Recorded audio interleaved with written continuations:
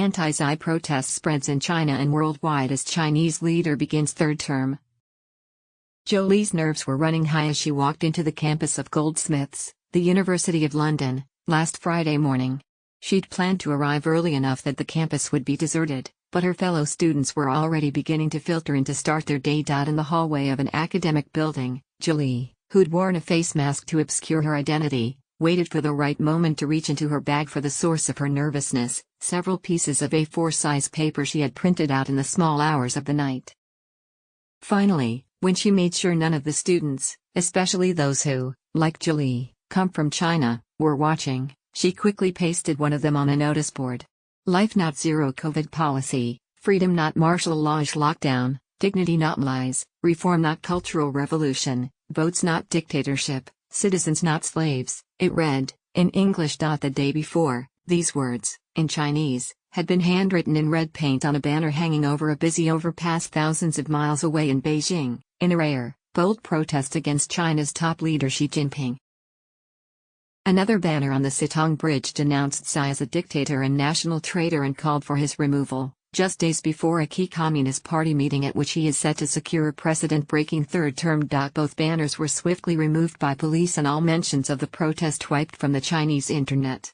But the short-lived display of political defiance, which is almost unimaginable in Xi's authoritarian surveillance state, has resonated far beyond the Chinese capital, sparking acts of solidarity from Chinese nationals inside China and across the globe.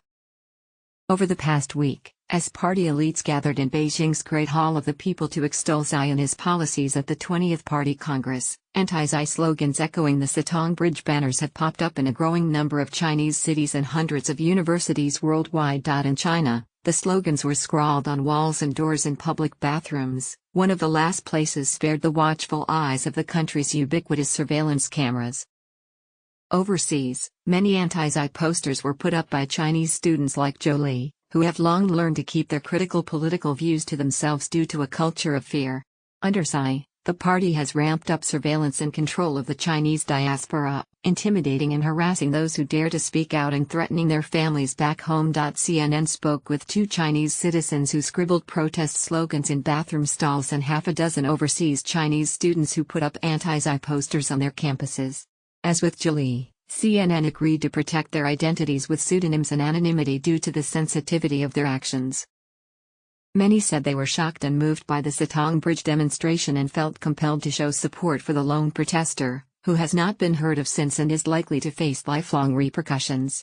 He has come to be known as the Bridge Man, in a nod to the unidentified tank man who faced down a column of tanks on Beijing's Avenue of Eternal Peace the day after the Tiananmen Square massacre in 1989. Few of them believe their political actions will lead to real changes on the ground. But with Xi emerging triumphant from the party congress with the potential for lifelong rule, the proliferation of anti-Xi slogans are a timely reminder that despite his relentless crushing of dissent, the powerful leader may always face undercurrents of resistance. As China's online censors went into overdrive last week to scrub out all discussions about the Sitong Bridge protest, some social media users shared an old Chinese saying "Bridge Man." It would appear that the fire started by the Bridge Man has done just that, setting off an unprecedented show of dissent against Xi's leadership and authoritarian rule among mainland Chinese nationals. The Chinese government's policies and actions have sparked outcries online and protests in the streets before. But in most cases, the anger has focused on local authorities and few have attacked Xi himself so directly or blatantly. Critics of Xi have paid a heavy price. 2 years ago, Ren Zhiqiang, a Chinese billionaire who criticized Xi's handling of China's initial COVID-19 outbreak and called the top leader a power-hungry clown, was jailed for 18 years on corruption charges. But the risks of speaking out did not deter Raven Wu, a university senior in eastern China. Inspired by the Bridge Man, Wu left a message in English in a bathroom stall to share his call for freedom, dignity, reform, and democracy. Below the message, he drew a picture of Winnie the Pooh wearing a crown, with a no sign drawn over it. "I felt a long-lost sense of liberation when I was scribbling," Wu said. Bridge Man.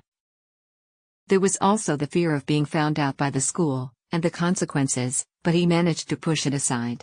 Wu, whose own political awakening came in high school when he heard about the Tiananmen Square massacre by chance, hoped his scribbles could cause a ripple of change, however small, among those who saw them. He is deeply worried about China's future.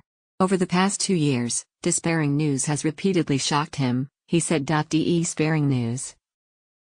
Chen Chang, a fresh graduate in southwestern China, shared that bleak outlook. The economy is faltering, and censorship is becoming ever more stringent, he said. Chen had tried to share the Sitong Bridge protest on WeChat, China's super app, but it kept getting censored. So he thought to himself, why don't I write the slogans in nearby places to let more people know about him? He found a public restroom and wrote the original Chinese version of the slogan on a toilet stall door. As he scrawled on, he was gripped by a paralyzing fear of being caught by the strict surveillance. But he forced himself to continue. The Beijing protester had sacrificed his life for the freedom of the rest of his life to do what he did. I think we should also be obliged to do something that we can do, he said. Chen described himself as a patriot. However, I don't love the Communist Party. I have feelings for China, but not the government. So far, the spread of the slogans appears limited. A number of pro-democracy Instagram accounts run by anonymous Chinese nationals have been keeping track of the anti-Xi graffiti and posters. Citizens Daily, an account with 32,000 followers, said it received around 36 reports from mainland China, about half of which involved bathrooms. Northern_Square, with 42,000 followers, said it received 8 reports of slogans in bathrooms, which users said were from cities including Beijing, Tianjin, Shanghai, Guangzhou, Shenzhen, and Wuhan. The movement has been dubbed by some as the Toilet Revolution, in a jibe against Xi's campaign to improve the sanitary conditions at public restrooms in China, and a nod to the location of much of the anti-Xi messaging. Wu, the student in eastern China, applauded the term for its ironic effect. But he said it also offers an inspiration. Even in a cramped space like the toilet, as long as you have a revolutionary heart, you can make your own contribution, he said. For Chen, the term is a stark reminder of the highly limited space of free expression in China. Toilet revolution, Chen said.